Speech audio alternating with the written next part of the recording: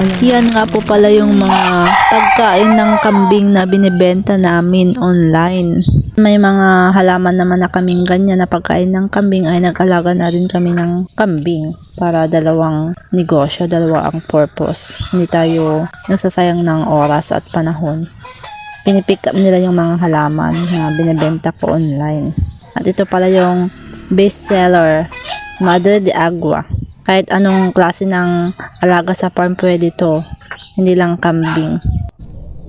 Punta tayo dito sa bahay nila ulit. May mga sako kasi, mga tarapal yan. Umulan kagabi. Kailangan hindi sila mabasa. Tingnan nyo oh, halos may mga sako lahat. Pati doon. Hello! Hindi mo na kayo makakalabas ngayon kasi umulan.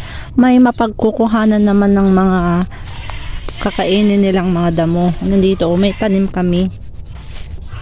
Pinapastol namin sila dito. Kaya lang wala nang damo, ubos na. Kaya doon na lang sa ibang bukid.